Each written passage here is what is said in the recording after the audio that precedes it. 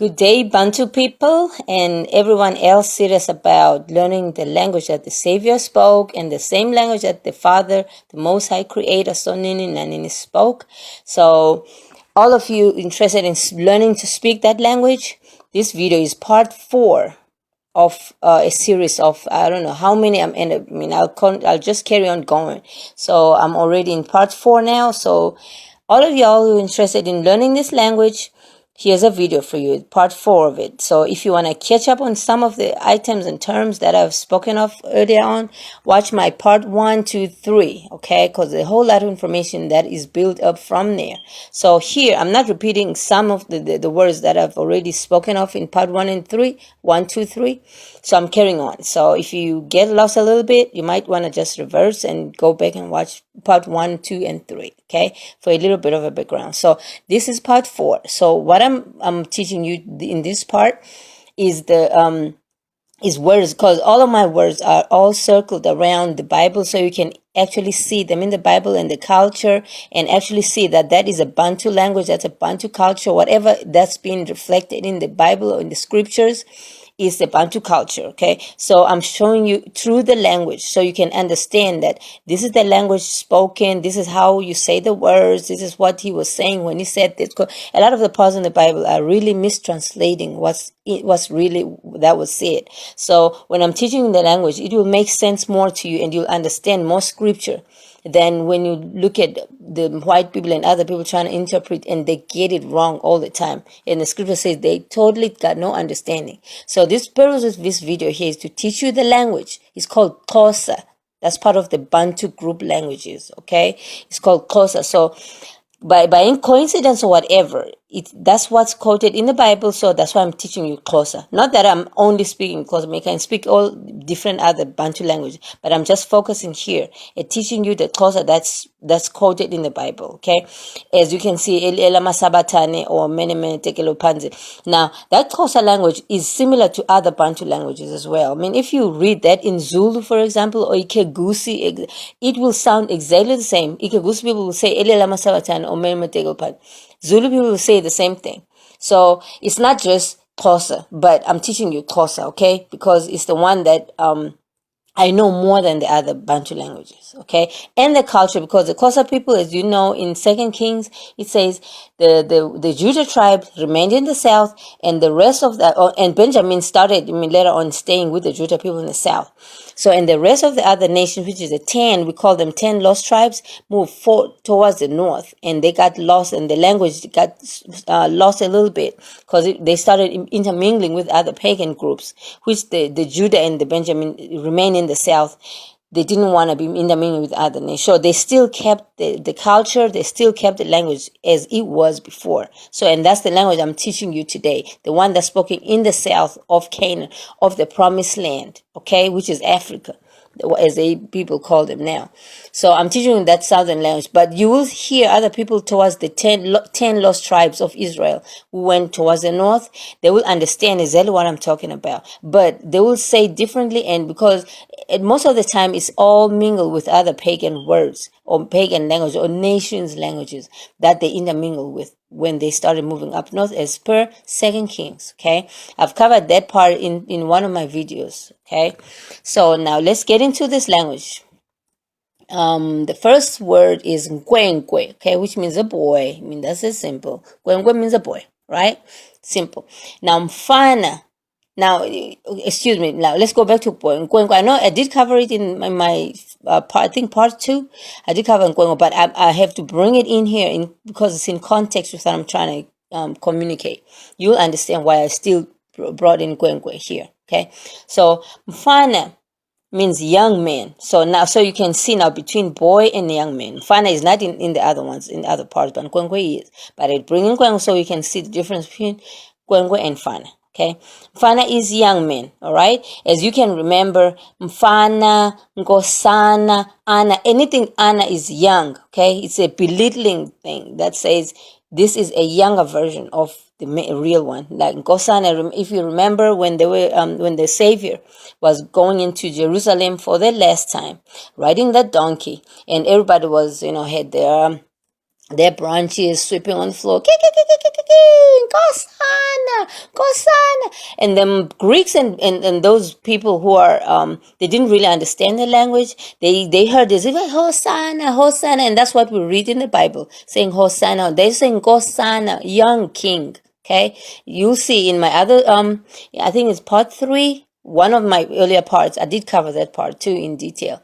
But here I'm just showing you Mfana. Mfana means young man. All right. You can Google Translate and find dictionary. I don't use none of that. I'm just showing you the language because I know the language. Okay. So you can go and reference check with Google Translate or other dictionaries. But they don't get 100% the language right, because this language, there will be one word that can be used in 10 different context. Depending on what context, it can have 10 different meanings. Same word, same spelling, but the dictionaries online and everywhere, they don't have that kind of concept or approach into it. They just have a one-on-one. So you type in the word and they'll kick out one. But now that same word can be used in 10 different other words. Okay. And they miss that part. So here I'm teaching you now. I'm not using none of those stuff. Now, Ndoda means man, right? Simple. Ndoda means man. And excuse me, now I need to. Oh, okay. Now let me go back to Mfana. Okay, I got a little more detail about Mfana. I just wanted to share with you real quick. Okay, Mfana means young man, as we said just now. Okay, now if we dissect that word Mfana, Fana means like. Okay, the word just Fana means like, right? And Mfana just translate to young man. Now that reminds me of. Remember in Daniel 3:25, he said, he answered him there was, I see 4 men loose walking in the midst of the fire, and they have no hurt, and the form of the fourth is like the Son of Man, or the Son of Son, Son of God, as they say it here. So now, if you remember now, that king, how else did he see the Son of Man before? Because that's Old Testament. So if people are still puzzled, this might be an answer for them, but I'm not saying this is the answer. I'm just saying this might give some direction into maybe the translator, because now in another video I'm proving to you that the original scrolls were in Xhosa language, this same language I'm teaching you right now. And I'm showing you that the translator sometimes used that one-on-one translation, and sometimes, like a typical example where they say out in Ngaphandle, they try to translate Ngaphandle, which means outside, and that same Ngaphandle can also means without. But now a dictionary will kick out one of the two, without or outside. But now, most of the time in the olden version of the Bible, they used to use without, and say when the Father is saying, when this Creator say, no, you have to sacrifice this outside the camp. Don't sacrifice this inside the camp. You have to take this and sacrifice it outside the camp or outside the temple. Now, the translator will say, sacrifice this without, because they use the wrong translation of Ngaphandle. Okay, that's just one of the few examples where they pick up the wrong. So here, he says the fourth is like the Son of Man. It might be the fourth is Mfana, and fourth is a young man. Maybe that's what the king was saying. I saw the fourth one is also like a young man. All right, is a Mfana. But now, because Mfana means like, they started putting there, okay, maybe the fourth is like. But now they have to finish the whole line. They're like what? They don't know what to put in it. Maybe they started putting, let's just put it. It's like the Son of God or whatever. But now the question is, how do you know? Because you've never seen the Son of God. You've never seen the Son of the Creator. How do you know? But now we are not there to ask that question, because they just put like there because it's fun. It means the fourth one was a young man as well. Okay, the story in Daniel. When Daniel was cast in the fire because they didn't want to bow down. You know the story. Daniel and his friend, it was Shadrach, Meshach, and Abednego. Okay, go read Daniel 3. You'll see the rest of the story. So all of y'all who know the story, you'll remember that there was a fourth man in there, a fourth young man that was in the fire as well. So a fourth Mfana that was in the fire. But now the translator won't have Mfana. At the time, he'll say, like, Mfana like, all right? Okay. Now let's carry on. That's what I just wanted to share with y'all, that maybe if you're still puzzled that why that king, how did he know already that was the Savior who was in the fire? Because the Savior was not there at the time. He was still a word, and the word was still in the Father. So the flesh, seeing this, was not here on earth, walking on earth. until the Father took the word from him and put it in the flesh that was walking on the earth, called sin is a Savior. And then now we saw how he looked like. Okay, so at the time the king was saying he saw the Sunday, he wasn't yet walking on earth. So how he knew how he looked like. But anyway, so let's look at the next word. The next word is, okay, I'm from Ndoda means man, all right? Let's get on. Mdala means elder, all right? Mdala means elder. Now, here's something else I want to share. I got a whole lot of things to share with you this morning. Okay, now elder is Dala. See, now we dissect the word again. Mdala means elder, right? As we just said. Now, to Dala is to create. Now, you see this Xhosa language is really the language of the Creator, because it's all intertwined with the way things are. You know, the way the universe works, the way things are on earth, the way the Savior and the Creator himself, the way he relates to everything is in Xhosa language. Okay, so that's why I'm like, I need y'all to really understand this language, because the chances are that's the same language that's spoken in heaven as we speak now. You won't be confused if you talk about English there. There's no English. I can tell it right now. They don't speak English in heaven, and there is a language spoken in heaven, and the chances are it's the same language they spoke here. That's why I'm teaching you there. So pay attention. So Mdala is to create. Okay, as I show you there. Now Mdala is an elder. All right. So an elder is somebody who look like this. I'm sorry. What's his name now? I had to use his picture over there. So but that's why they be using his picture to show the Most High in all these movies, because they know how the Most High look like. You know, Hollywood is driven by the devil. The devil knows how the Most High look like. So if the devil tells his people in Hollywood that they must depict the picture of the Most High to look like this, he already know how he look like. So that's why they be using his image over there. Okay. So now Mdala is an elder. So an elder is somebody who look like that. Okay. And coincidentally, the Dala is the creator. To Dala is to create. So this all, intertwined. Unlike in English, elder has no relationship with anything. Creator is another separate word. Nothing is intertwined in English. It's just each word is in itself. Okay, nothing is related. So if you speak Xhosa, you'll understand what's going on earth. All right. Okay, let's move on to the next one. Oh, now I also want to share this part of the scripture with you. Daniel 7:9. It says, I beheld till the thrones were cast down, and the Ancient of Days did sit. Okay, Ancient of Days means Mdala. Okay, to be ancient is to old. It's an old. An ancient thing is an old elder. Okay, so Ancient of Days means Mdala sit down. Right, so I wanted you to all see all these things is coming together, so you can understand that was Xhosa. That's original scholars were in Xhosa, indisputably Xhosa. Okay, so you can see this. I won't read the whole thing. I just wanted you to zoom into the Ancient of Days part, so you can see that Mdala, old, Dala, create, elder, all Ancient of Days is all about old. Okay, right. Move on to next one.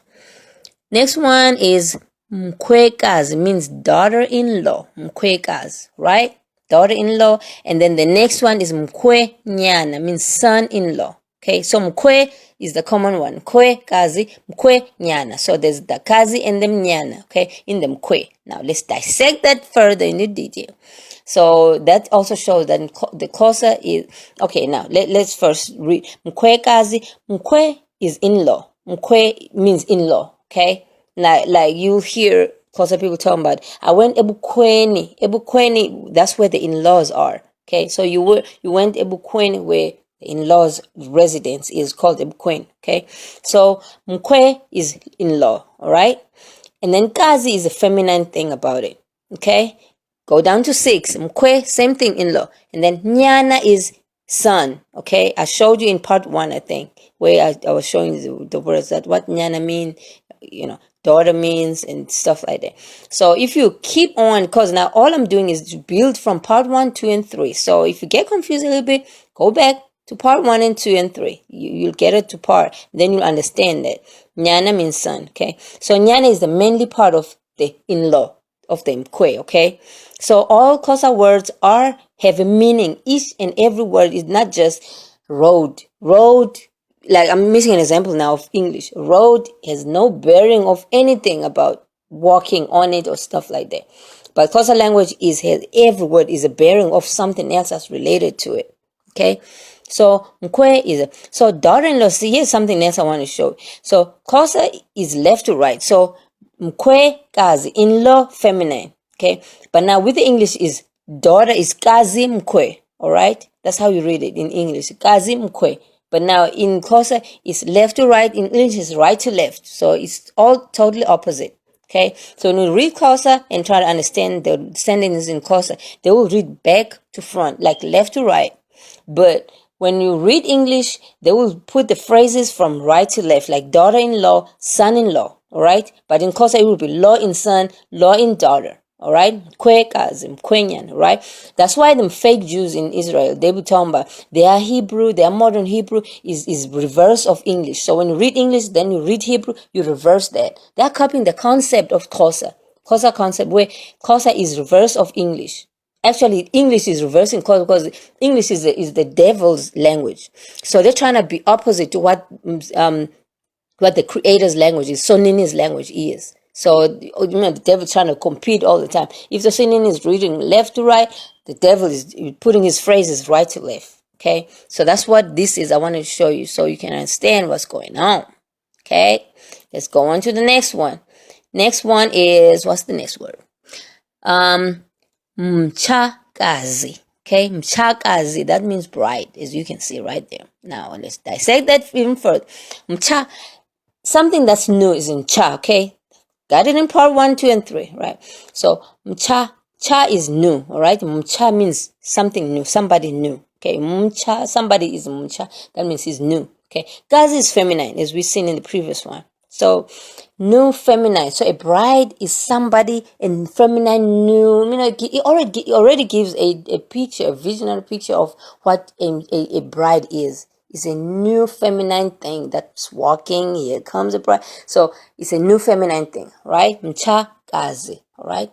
Bride is English, ain't got no meaning, no bearing of nothing. It's just a word boom in it. Because English words are based on pagan lords, overlords, pagan this. So when you speak English, you are saying words, you are spelling. It's a spell. You're casting spell. So each and every word, English word, is a spell. Okay, that's why it says when you want to say each and every word, you got to say spelling. How you spell this? How you spell bride? How you spell? It's a spell.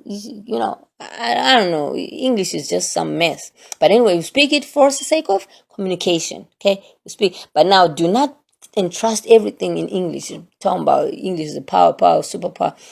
Don't learn this language. This is a language you should be knowing. That's the language of the Creator. Most High Creator.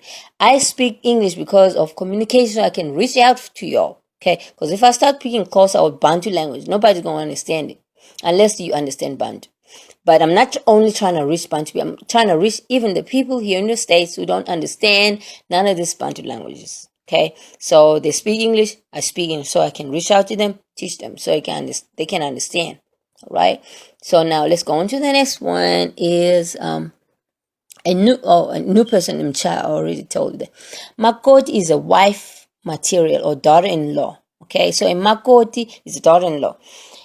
Somebody else is not can be called a Makoti just because she's a wife material. Okay, not yet married as yet, but she's in this age of getting married, so they are called a Makoti. All right, so it's a wife material or a daughter-in-law already married. Okay, so and Hota means to carry out the duties of a daughter-in-law.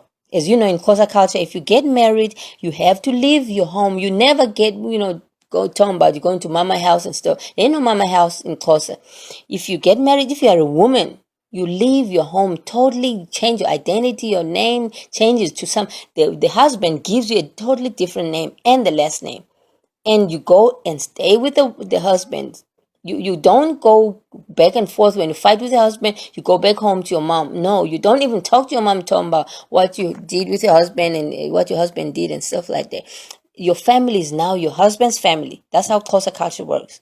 So it's called when you go to your husband and for the first time you go in there, it's called to your hoda, to go to hoda. But now the cities and stuff, because now you and the husband now stay in cities and stuff, you leave the village. But now when you go back to the villages, it's called to hota, to carry out the duties of the wife. Because now in front of them elders in there, you won't be talking about your all the English Western things in there. You hota, that means you obey the elders in there.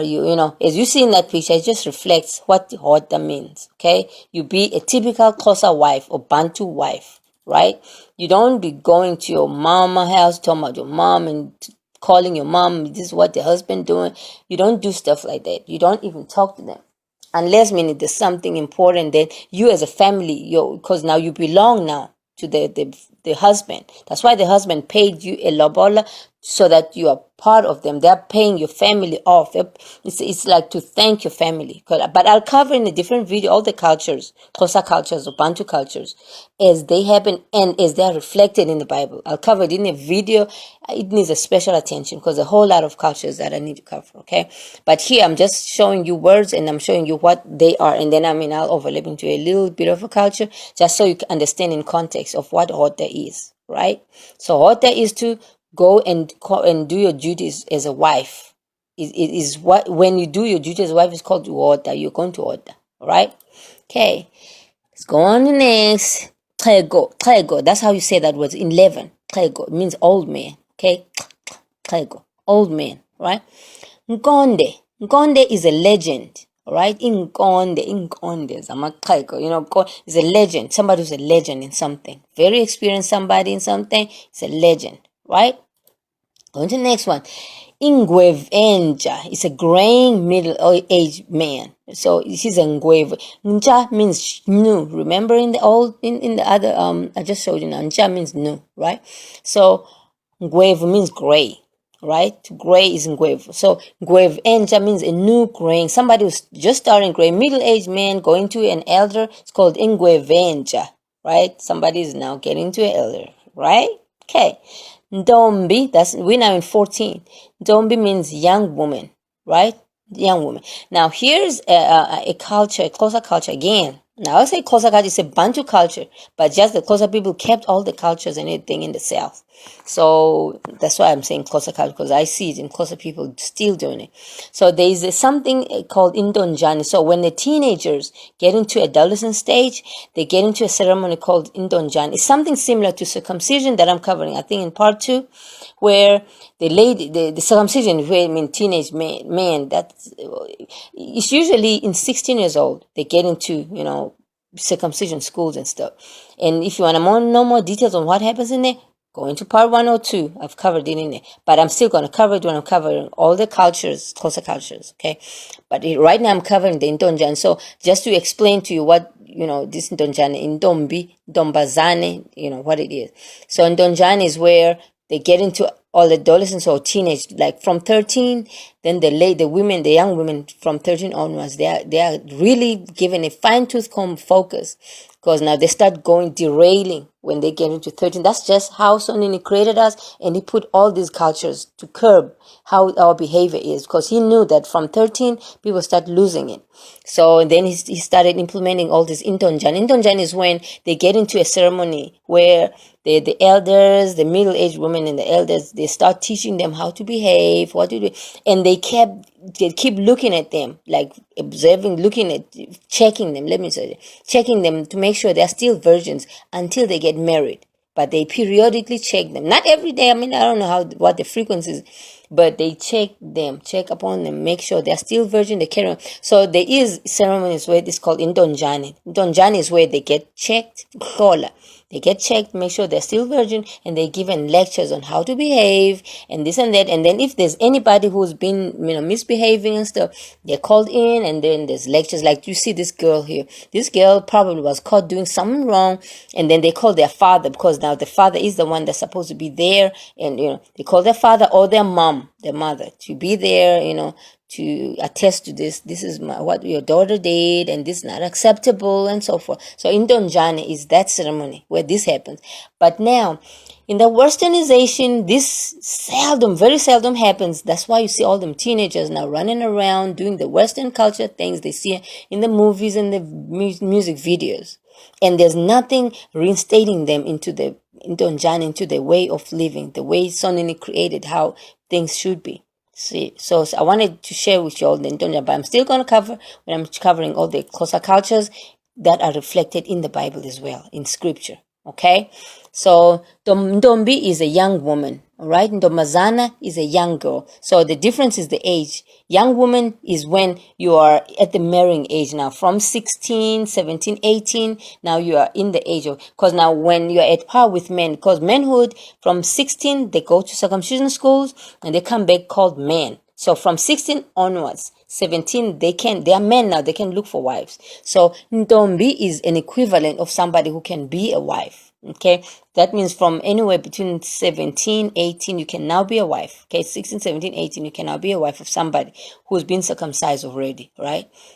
Now, Ntomazana is a young girl, a teenager up to probably not like 15. Okay, you're not in an age of being married, so you're just a young girl. Okay, Donjane is a teenager, somebody who's already in those cycles. Okay, who's a teenager. Donjane is like a teenager. Yeah, Donjane, I mean teenage thing. I just call it teenage, but it's a thing that ritual I just explained to you in Donjane. Okay, that's what happens with them teenagers. Okay, Fikisa is an adolescent stage. Fikisa is Fika is to reach a certain age. So it says these girls are Fikisa. That means they are reaching the age of adolescence. That means the age of getting into the cycle, being checked, making sure they're checked until they get married, until they get into at par with the people coming out of circumcision school. Then they get married to those age groups. Okay, that's how it's designed. That's how Xhosa people still do it today. But in the westernization, it's getting messed up. Okay, but I'm showing you because I grew up in the villages. I know what happens in there. So Mfazi is a wife, right? Clear cut. That one is not, it's not something we want to explain. Mfazi is just a wife, and where are we now? Okay, Mieni is a husband. Okay, wife, husband, Mieni. Okay, Mama Zala means mother-in-law. All right, Mama Zala means mother-in-law. Right, that's how you say Mama Zala. Right, that's number 20 there, and then 21 is Tata Zala. That means father-in-law. Right, Tata Zala. Now Tata is father. Right, you remember in part 1 where I said there's 2 words that means Tata in Xhosa. Father in Xhosa, okay? The one is Tata and the one is Bawo, all right? The one Bawo, you never use it on the earthly beings, okay? You only use it for the heavenly Father. That's why he said, never call anyone on earth Father. He meant Bawo, but the translators don't understand Xhosa. They just say, oh, never use Father, because they don't know the difference between Tata and Bawo. But the Xhosa original scroll said, no, never ever called anyone on earth Bawo, but you can call him Dada, all right? Which both of words means father, right? Okay, so Dada Zala means father-in-law. That's 21 right there.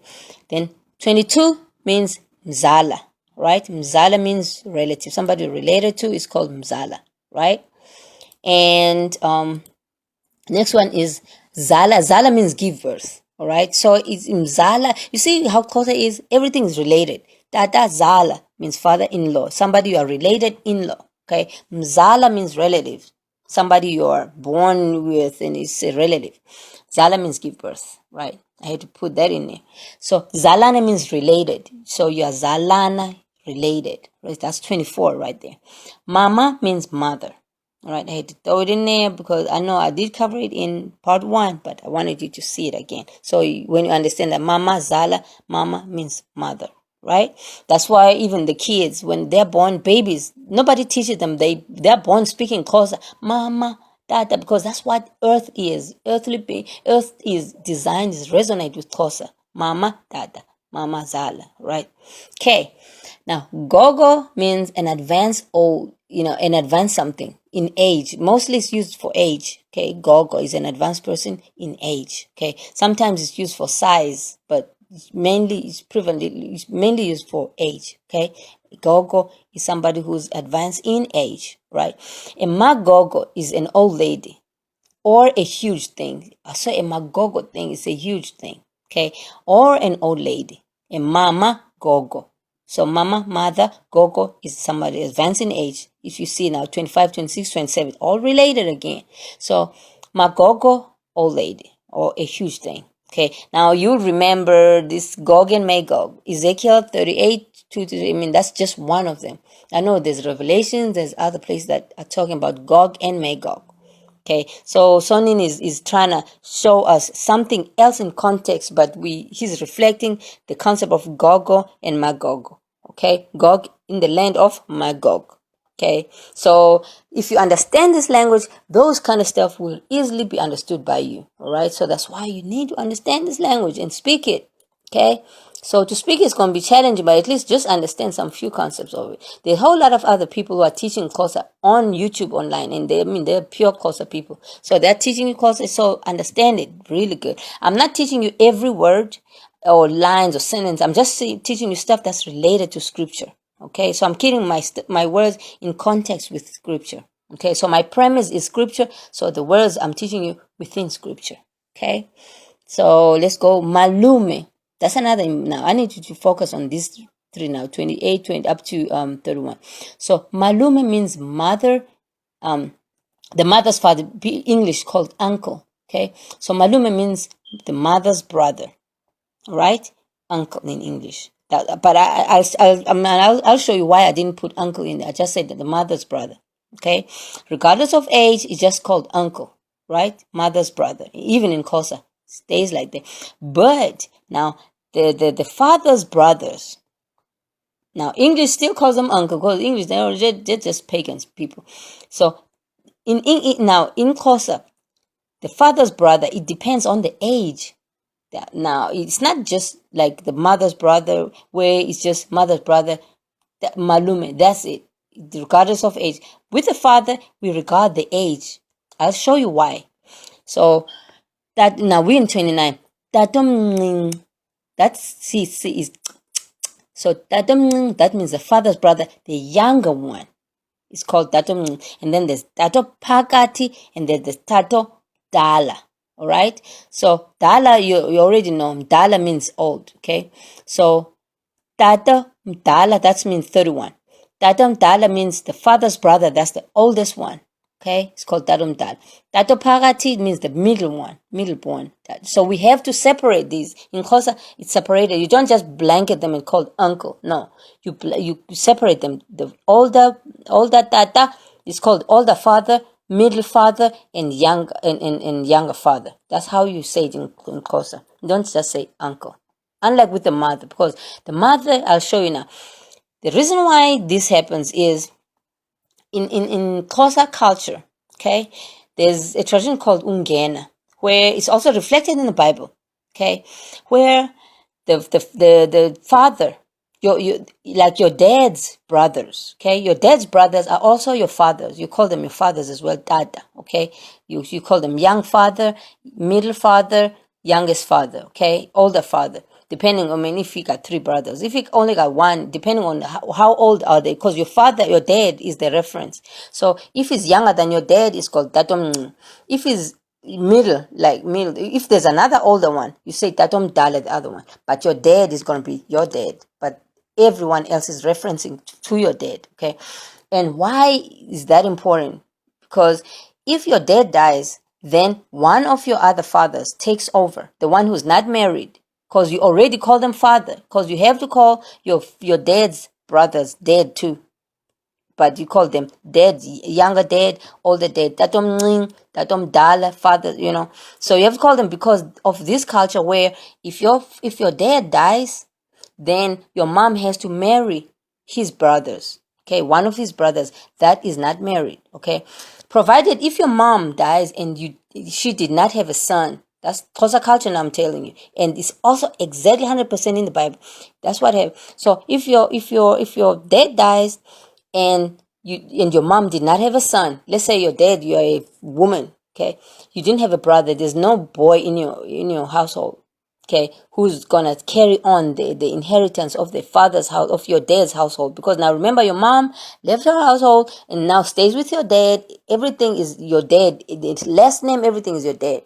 Now, if your dad dies, now your mom is stuck with the name. There's nobody carrying on the name. She's stuck. the lineage. So that's why she has to marry one of the father of your dad's, so that she, hopefully there's going to be a son. She's going to be buried. She's going to give a birth to a son eventually. So if she doesn't have a son already, she has to marry your dad's brothers. Okay, your dad, you already call them dad anyway. So that's why it has to separate. It has to separate now. Let me show you. Even in Deuteronomy 25:5, it says, if brothers are living together and one of them dies without a son, his widow, that man is your mom now, this widow must not marry outside of him. Her husband's brother, that means your dad's brother now, his son shall take her and marry her and fulfill the duty of a brother-in-law to her. Okay, so now the brother-in-law, that means your dad's brothers, have to marry your mom if your mom didn't have a son. Okay, that's what Deuteronomy 25:5. Matthew said exactly the same thing in New Testament. Nothing's nailed on the cross. Exactly the same thing.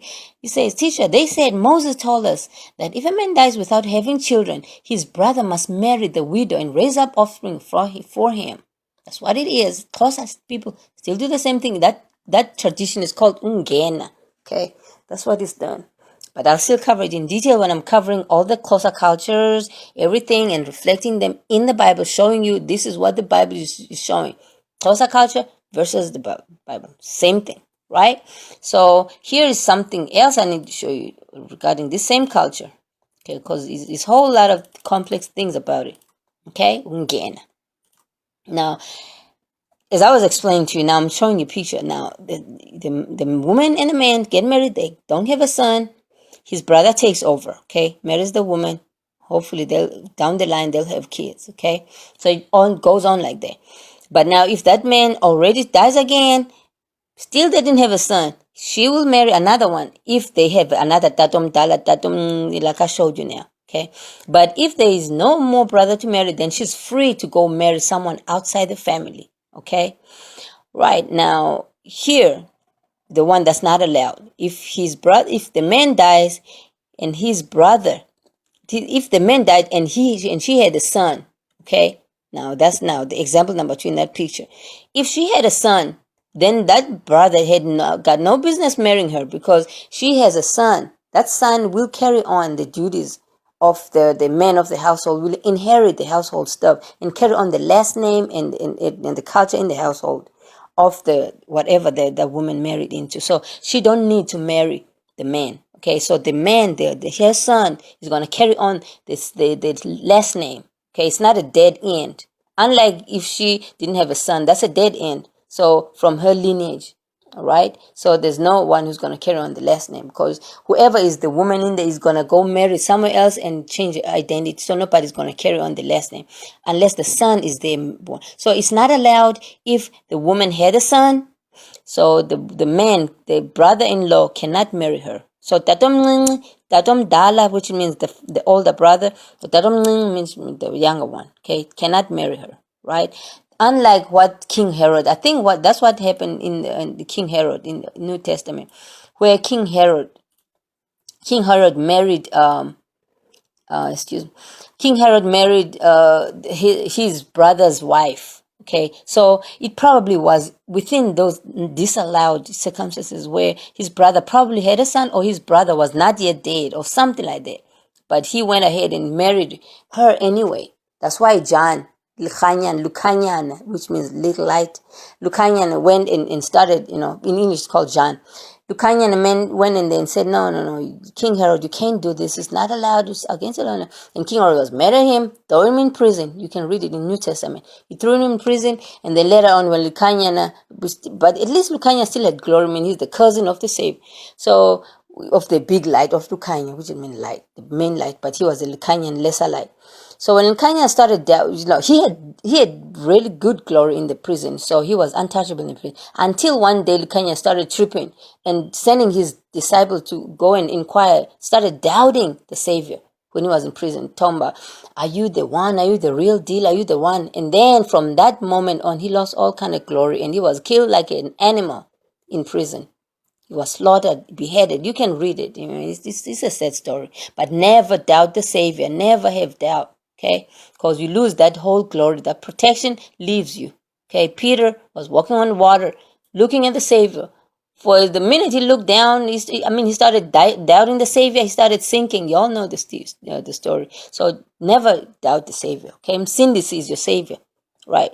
But anyway, now here's Leviticus that shows again what's not allowed. As I was explaining to you, if a man marries his brother's wife, it is an act of impurity. He has dishonored his brother. They will be child. It's disallowed. But now this is not detailing. I'm now the Bible is not detailing on what circumstances this is not allowed in the Leviticus 20:21. That I'm explaining you how it's not allowed. Okay, when the brother is not dead, cannot marry. The tatom dalo, tato or whatever else cannot mess with with your mom, because your father died. If your mom had a son, they can't marry. Or if your father is not dead yet, obviously they can't marry. Okay. So anyway, or even if when your father divorces her, your mom, your tatom everybody cannot marry her. Okay, because now you're still alive, right? Okay, let's move on to the next one. Sola. Okay, the next one is okay. Now I need to also point this out before I go to 32. Okay, this part out. It is related, but I just wanted to speak about it. Okay, it's related to the son-in-law, the rights of the firstborn. Okay, because now the firstborn in that family, which is the first son. Because firstborn can be a woman. Women don't have a say in inheritance and stuff like that. It's only the man, okay, that matter here. So if the firstborn son, be it the fourthborn, there's ladies in front of him, they don't matter. The firstborn son that's when we get all the attention now. The firstborn son is, now here's something I want to share with you. The firstborn son, well, is the one that takes inheritance, provided is in the marriage, okay? But if the firstborn son is from an unmarried woman, if that woman is not married to that man, that's now what's happening right now in the Western unionization, within the Western stuff. If that woman is not married to the man, it's a baby daddy, all right? So if the son is a son of a baby daddy, then that son cannot benefit from the firstborn's law. Okay, that law that says you are inheriting, you are done, all this that I just explained now. No, the firstborn benefits of taking over the household cannot apply to you if you are a baby daddy's son. Okay, if you are a son out of wedlock. Okay, in Xhosa it's called umgakwe. If you're umgakwe, you cannot benefit from. That's the only issue about umgakwe. Okay, you cannot benefit from the firstborn benefits. You cannot inherit the household. You cannot go into your father's, other women and talk about you have a right. You are treated as if you're one of the women in the household. You don't have a right as a firstborn son. Okay, you are in the household treated like one of the women as well. Okay, so if your mom gets married and have a son, that's the son that's going to take over, because he's the one that's the first recognizable figure within, so it's the firstborn thing applies to the one within the marriage. Okay, umgakwe cannot have benefits. Okay, which is he has no firstborn. Now I needed to also point out the difference between umgakwe and the lao. A lao is a let's say now in a marriage, your mom married, your black mom marries one of the nations that are abominable, be it a white person or one of the nations that are not acceptable. We are not allowed to marry in. Okay, so whether you are in marriage or not, that firstborn son is still an abominable son. It's called a lao. Lao, a Laodicea, Laodic. In Revelations, that church lao. A lao is a mixed breed. Okay, you are lukewarm. That lukewarm boy, Elau, can never enter the assembly of the Most High, no matter what. Okay, that's an abominable, somebody who can never enter the assembly of the Most High. Okay, can never go in front or worship or anything of Sonin. Okay, so that's what the Bible says. So different from Mkakwe. Mkakwe is just a son out of wedlock, but he's a Bantu person too. He can come into the assembly. He can apologize. He can pray against, ask for forgiveness. But the fact is, he's lost the firstborn benefit. He can't have that. But he can still enter the assembly of the Most High and stuff like that. But the son who's born outside, who's born from abominable, can never enter. So there's a difference between Elau and Mkakwe. Okay, I hope you understand that. If you don't understand that, ask me. I've got another video where I'm explaining to you what abominable nations are and whatnot. Okay, explaining that in a different video. So I just had to pull this back in so you can understand that it's not naturally when you are firstborn you're gonna be, no. If you are firstborn but you are with an abominable nation, you are you can't be a mixed breed coming to trying to inherit the things of the Bantu people. You can't, okay, because you are you're a mixed breed, right? So anyway, let's go into the next word. The next word is Xhosa. Xhosa is to explore, okay? Explore, or, but, in Xhosa, to Xhosa is to explore. Explore in Xhosa is to check for possible disgrace. It's not just Xhosa, you might get good stuff. Xhosa is only already, it's an investigative word. Okay, Xhosa is to check for possible disgrace. Or like when they check the virgins, they say they're Xhosa them little girls. Okay, they're checking them if they're virgins, right? They're Xhosa them. Okay, so it's to explore, to check. But now I have to also show you another word. Oh, Mhlola, yeah. Mhlola is disgrace, like I just said to you. So Mhlola is to check for disgrace. Mhlola, now it's related, is disgrace, all right? So as you can see, English says explore, English says disgrace. Explore, disgrace got no relation to each other. It's just we're thrown in the grace. Maybe that's a god of something somewhere else. So it's Okay, yeah. Where was I? I had to pause this now. All right, so I was Mhlola is disgrace. So Mhlola is to explore. Okay, so Mhlola is to explore, but with a possible disgrace. So Mhlola is the disgrace, a finding. All right. Then Conga. Conga is is explore. To Conga, like Abakongi is people who are explorers. Okay, they're called Abakongi. All right, as you can see there. So to Xhosa is to explore in English, and then to Conga is also explore in English. So you won't see the difference. But in Xhosa, to Xhosa is with a view. It's an investigative thing. It's with a view to uncover a disgrace. But to Conga is to explore general, like in Joshua, when Joshua, Caleb and them went to Conga. They knew the Canaan, to the promised land, to see how it is, whoever else is there, threat. So they were called Abakongi, all right, when they went out there. So that's what it is. So Conga is to explore generally, but Xhosa is to explore again, but in an investigative manner, all right? So that's what the difference is. So, like some people will start relating to the Congo with that country called Congo, because they say, no, that's where the exploration was, and which is possible because a lot of people say life all started in the West Africa, in Congo. And Congo is to explore. So that's what Joshua, Caleb, and them were doing. They were conquering, they were exploring.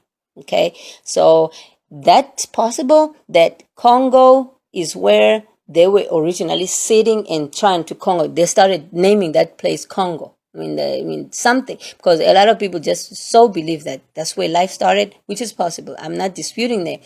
So Congo is to explore generally, right? So that was it for now. So my next video is probably going to be covering the cultures then. So I hope everybody understand. Is it part? If you don't understand, this is part 4. Go to part 1 and 2 and 3 and yeah, now this is 4. Now 5 is going to be covering all them cultures, all the traditions. Is it tete? Is tete? That means traditions. Okay, so and amasiko, which means traditions, and is tete and amasiko, traditions and cultures. Okay, so you have to understand what is going on in the scripture, and tie it back to what the Xhosa people is doing now. All right. And you can clearly understand now what these people are doing is what's reflected in the scripture. Okay? All right. Have a great day. So ask questions if you don't understand. And yeah, I can give you my private email if you want to learn more. A lot of people are asking for more private lectures. I don't mind. I'll still give you my email. Then you can ask whatever you want to ask. I'm happy to do that. That's what I'm here for. Okay.